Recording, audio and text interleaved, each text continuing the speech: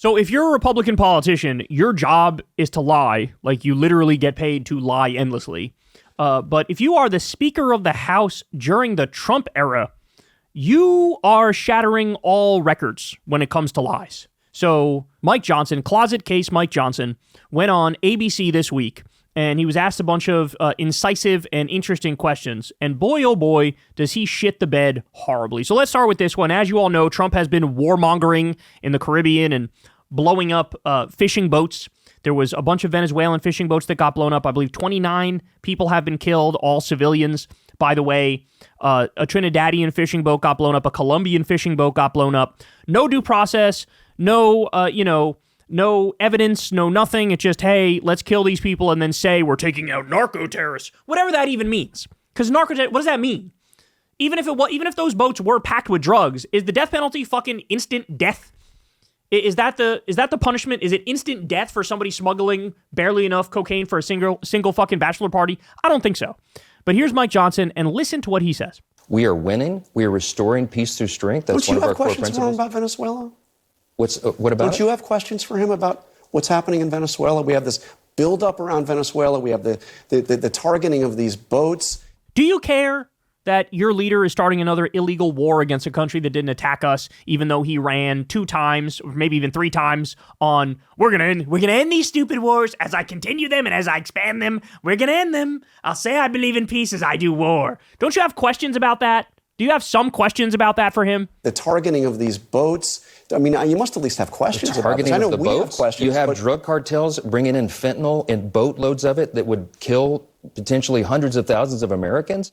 He has every right to murder those innocent people with no evidence whatsoever. He has every right to blow them up. Ready? Venezuela does not export fentanyl. So this fucking dipshit didn't even bother to do his homework for his live fest. And he goes straight to, oh, the fentanyl's the problem. This fucking fentanyl's horrible. Venezuela doesn't export fentanyl. And by the way, even when you expand it to other drugs, like I said, it's like 10% or less of the drugs that come into this country come through fucking Venezuela. Okay? It's just horse shit. These are all lies. They want to topple Maduro. They want to put in a puppet government. They want the Blackwater war criminal Eric Prince to occupy the country. And they want to steal the oil. That's what it comes down to. It's that simple. Potentially hundreds of thousands of Americans. What we're doing is restoring. You have no questions about how they're doing it. No, I believe in peace through strength. I think that the president and the commander-in-chief is... Peace through strength. In other words, when we blow up innocent fishing boats, that means we're doing peace. So when we do war, that's peace. War is peace. What does that remind you of? It's almost like that's fucking the definition of Orwellian. In charge of ensuring national security and the safety of the American people. And I think most common sense Americans look at that and say, thank goodness. You take out one boat. Common sense Americans say, yes, blow up random dinghy fishing boats on a fucking weekly basis, please. Blow them up. And by the way, the head admiral who oversaw these missions quit. I said, I'm not fucking doing this. Because it's obvious. These are war crimes. These are U.S. crimes, and these are war crimes. It's never been more obvious. Full of fentanyl. You save hundreds of thousands of American lives. It was the leading cause of death for Americans aged 18 to 49 during the Biden administration. We are fixing that, and that's why the American people put a strong commander-in-chief back in the office. These are the kind of lies that, like, I almost feel like this is so egregious and so absurd. Fucking rationalizing and justifying the deaths of innocent fishermen. Like, he should be fucking locked up. He also giving away his responsibility, mind you, that it's Congress's job to decide whether or not we have a war. It's not on the president. The president can't unilaterally decide it. He's just saying, and look at his face. This is the face of a guilty man right here. This is the face of a guilty man. Look at that face. I've never seen a more guilty face in my life. Deeply closeted and deeply guilty is what this guy is. So again, one more time, Venezuela does not export fentanyl, but the lying gets worse. It gets worse. So now he's going to be asked the question he's been asked roughly 1,000 times already, which is, hold on, what happened with the fact that we had a special election and Adelita Grijalva, a Democrat, won? And the way it works is you're supposed to sit that person. They won, but you're not sitting her. Weird. I wonder why that is. So he's going to be asked about it, and he is going to squirm like nobody's business because he knows deep down the real reason why he can't seat her.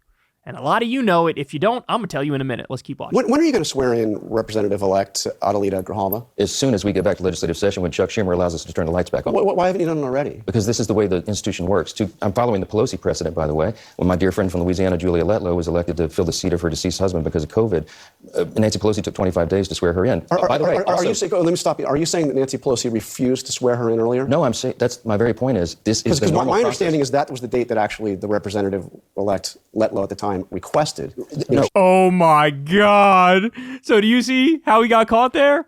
He made it seem like Pelosi refused to seat this Republican winner. How dare she?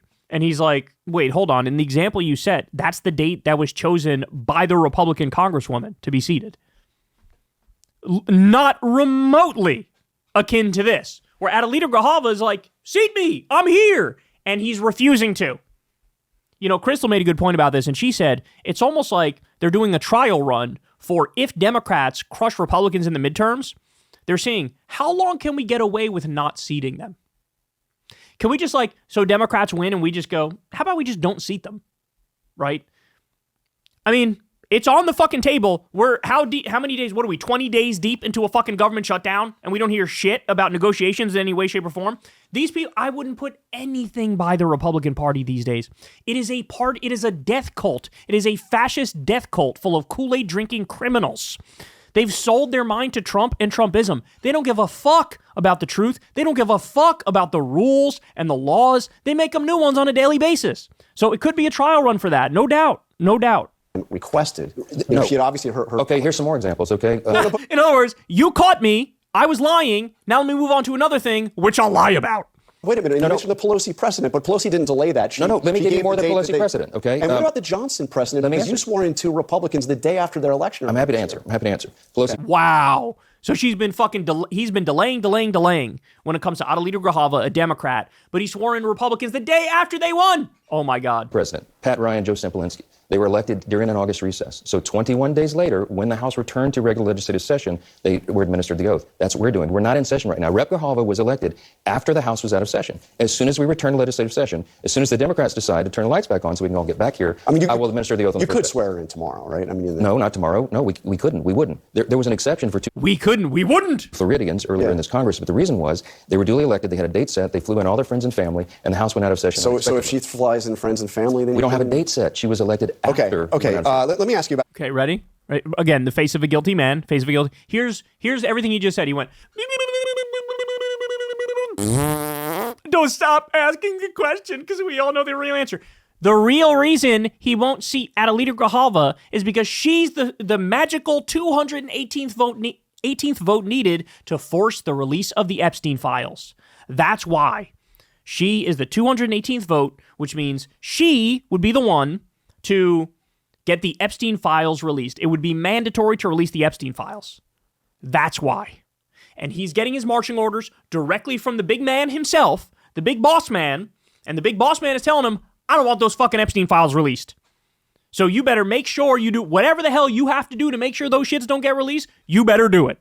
And the reason the big boss man sitting in the White House is ordering his bitch Mike Johnson to do that is because Epstein was Trump's best friend for a decade.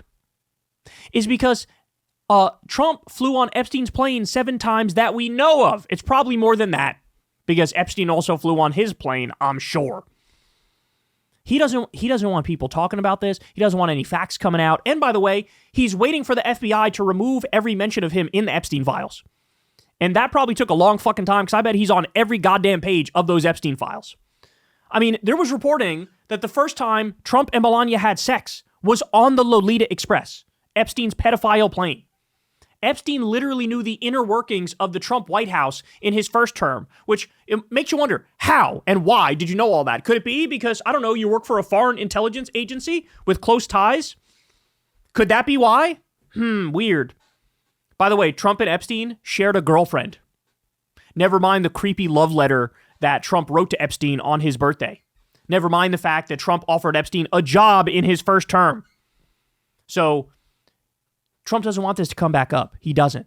And so they're desperate to hide those Epstein files. And like I said, I'm sure they already mangled them to the high heavens. What was it? It was Project Veritas, which is, I think it's a right-wing outlet. They released the thing that said, what the Republicans are going to try to do is remove all the Republicans who are guilty in the Epstein files, right? But leave in the Democrats. That's what they're going to do. So just remember that if/when we get further watered down Epstein files, that's why.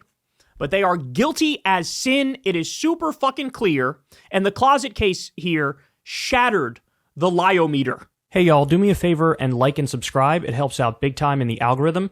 Click the bell as well for notifications when videos drop. And watch that video on screen right now. You know you want to.